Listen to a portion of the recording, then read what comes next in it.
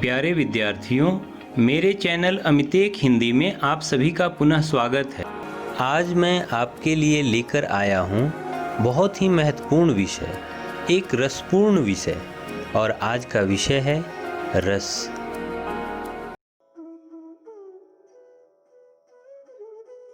आइए अब विभाव को समझते हैं।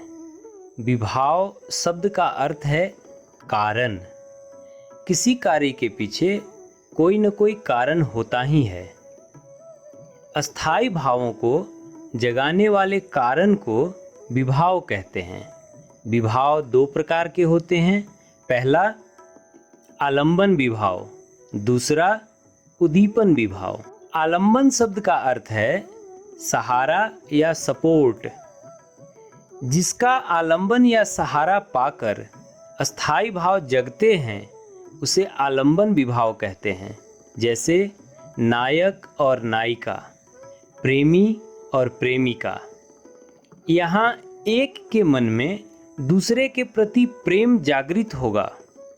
जैसे नायक के मन में नायिका के प्रति या नायिका के मन में नायक के प्रति। अब आलंबन विभाव के भी दो पक्ष हैं। पहला आश्रयालंबन और दूसरा विषयालंबन। आइए अब आश्रयालंबन को समझते हैं। जिसके मन में प्रेम या अन्य कोई भी भाव जगता है वह आश्रयालंबन कहलाता है। अब विषयालंबन को समझते हैं। जिसके प्रति या जिसके कारण मन में प्रेम या अन्य कोई भी भाव जगता है वह विषयालंबन कहलाता है। प्रिय विद्यार्थियों, इसे एक उदाहरण से समझने का प्रयास करते हैं।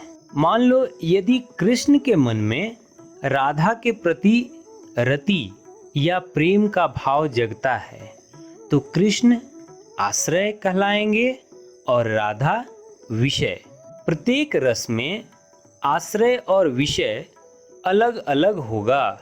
अब समझते हैं विभाव के दूसरे प्रकार को, उद्दीपन विभाव। उद्दीपन शब्द का अर्थ है बढ़ाने वाला, उद्दीप्त करने वाला या प्रेरित करने वाला। जिन वस्तुओं या परिस्थितियों को देखकर अस्थायी भाव जगने लगता है उसे उद्दीपन विभाव कहते हैं। इसे उदाहरण से समझते हैं। जैसे चांदनी रात, कोयल की मादक आवाज, एकांत स्थल या कोई रमणीय मनोरम सुंदर उद्यान, नायक और नायिका की शारीरिक चेष्टाएं आदि। ये सभी उदाहरण अस्थायी भाव को जगाने या बढ़ाने वाले हैं। अब समझते हैं रस के तीसरे अंग अनुभाव के बारे में। अनुभाव शब्द का अर्थ है सूक्ष्म भाव या अस्थायी भाव जो ज्यादा देर तक मन में नहीं रहता है, लेकिन जब ये भाव मन में उठते हैं तो इसकी अभिव्यक्ति शरीर के माध्यम से होती है। इस प्रकार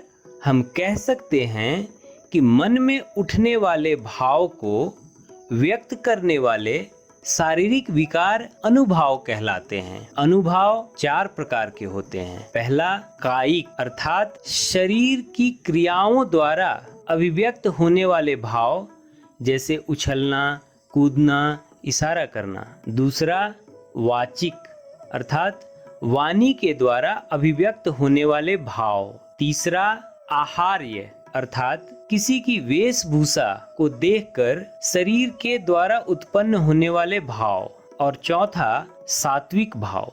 ऐसी शारीरिक क्रियाएं जो स्वतः उत्पन्न होती है और जिस पर व्यक्ति का नियंत्रण नहीं होता है उसे सात्विक अनुभाव कहते हैं। सात्विक अनुभाव की संख्या 8 होती है। पहला स्तंभ। स्तंभ का अर्थ है जड़वत हो जाना। किसी दृश्य को देखकर खंभे की तरह, स्टैचू की तरह जड़ हो जाना। दूसरा स्वेद। स्वेद शब्द का अर्थ है पसीना। कुछ ऐसे दृश्य को देखकर पसीना पसीना हो जाना। तीसरा रोमांच।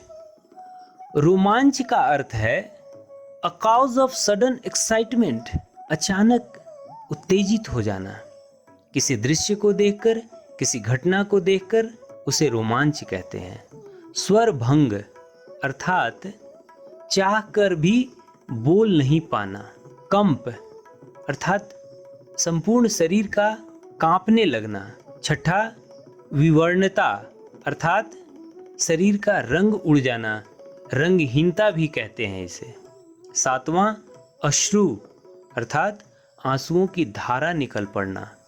और अंतिम तथा आठवां प्रलय अर्थात संज्ञाहीनता या बेहोश हो जाना। रस का चौथा और आखिरी अंग संचारी या व्याभिचारी भाव। मन में संचरण करने वाले अर्थात आने जाने वाले भावों को संचारी या व्याभिचारी भाव कहते हैं। संचारी भाव क्षणिक रूप से मन में उठते हैं और फिर गायब हो जाते हैं। इनकी संख्या 33 मानी गई है, जो इस प्रकार हैं। भरत मुनि ने अपने नाट्य शास्त्र में रस की परिभाषा लिखते हुए कहते हैं, विभावानुभाव व्याभिचारी संयोगाद रस निष्पत्ति अर्थात विभाव अनुभाव व्याभिचारी भाव के संयोग से रस की निष्पत्ति होती है। आइए अब रस के सभी भेदों को विस्तार पूर्वक एवं उदाहरण के साथ समझने का प्रयास करते हैं। बतरस लालच लाल की मुरली धरी लुकाई, सोह करे भौहनु हसे दैन कहे नटी जाई, दैन कहे नटी जाई। कहत नटत रीझत खिझत मिलत खिलत लजियात, भरे भौन में करत हैं नैन नुही सब बात, नैन नुही सब बात। एक जंगल सी है तेरी आँखों में, मैं जहाँ राह भूल जाता हूँ। तू किसी रेल सी गुजरती है, मैं किसी पुल सा थरथराता हूँ। आपको यह वीडियो कैसा लगा कमेंट बॉक्स में अवश्य लिखें। अगर वीडियो पसंद आया तो इसको लाइक और सब्सक्राइब करना न भूलें। धन्यवाद।